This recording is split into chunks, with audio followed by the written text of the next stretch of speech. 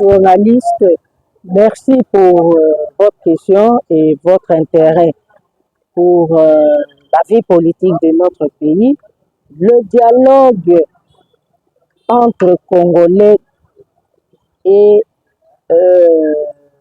obligatoire parce que nous avons observé, analysé les différents accords par-ci, par-là, accord de Washington, accord de Doha, accord de Nairobi, Addis Abeba, mais l'accord de Rwanda. Ces accords, c'est vis-à-vis de l'extérieur. Mais le débat pour la vie nationale, la crise qui est dans notre pays depuis 2018, il y avait des élections, mais la proclamation des élections posait problème. C'est Martin Fayoulou qui avait gagné les élections, mais le pouvoir a été investi dans Félix. Et de là, la crise à récurrence, crise politique à récurrence dans notre pays a ressurgi. Il y a crise. Et cette crise fait la faiblesse de l'État.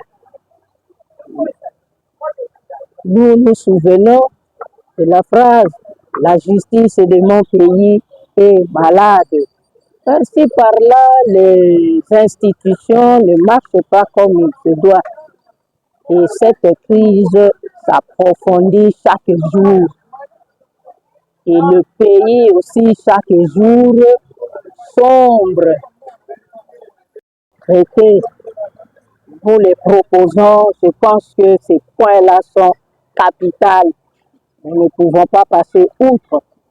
Et la paix au Congo, la paix durable viendra de tout cela, de ce que le dialogue aura engendré comme commission, résolution, décision, et tout ce que vous voulez. Voilà en quelques mots.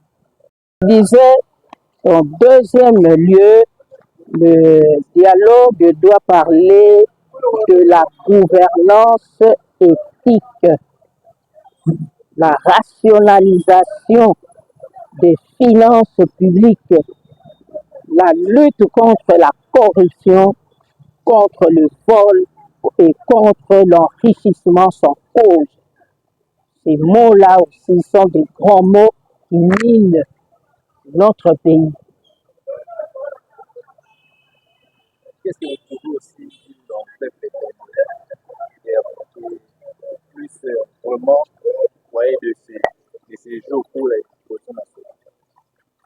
Oui, au peuple congolais, je dis ceci, que au peuple congolais, je dis au peuple d'être, le peuple congolais doit se réveiller. Le prophète Simon Kimbangu, vers les années 1921, parlait de l'éveil de la conscience de l'homme noir. Et à ce jour, ces propos-là de Kimbangu sont toujours d'actualité. L'homme noir doit se réveiller, sa conscience doit fonctionner. Et au Congo, nous, les Congolais, la patrie de Kimbangu, nous devons nous réveiller plus que les autres. L'éveil de la conscience de l'homme noir. C'est ça qui a valu des problèmes à Kimbangu. Alors, Congolais, réveillons-nous, que notre conscience fonctionne, qu'on soit conscient des enjeux du moment, des problèmes que connaît notre pays. Et plus que jamais, nous devons cultiver la cohérence entre nous. Nous devons cultiver l'amour de la patrie, d'où vous avez entendu parler, vous nous avez entendu parler du camp de la patrie. Le Congolais doit aimer sa patrie, être citoyen, etc. Merci. Oui, vice-présidente, pour la dernière fois, ceux qui ont entraîné pour que les gars, nous devons qu'ils puissent vivre tout ce qui est là, c'est que donc, les mots Les mots qui rongent le pays.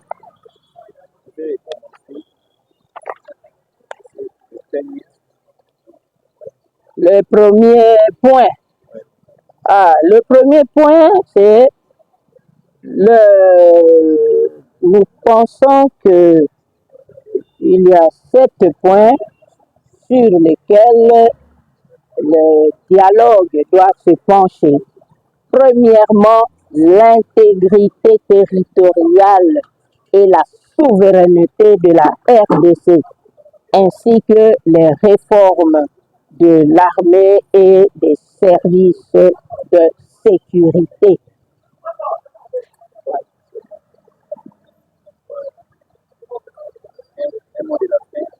Le mot de la fin, je rejoins le prophète Simon Kimbangu qui a parlé de l'éveil de la conscience de l'homme noir. L'homme noir doit se réveiller, sa conscience doit être en éveil, et en particulier le Congolais. Voilà. Bienvenue sur Lingala News Vérité na Vérité Contact, nous sommes là.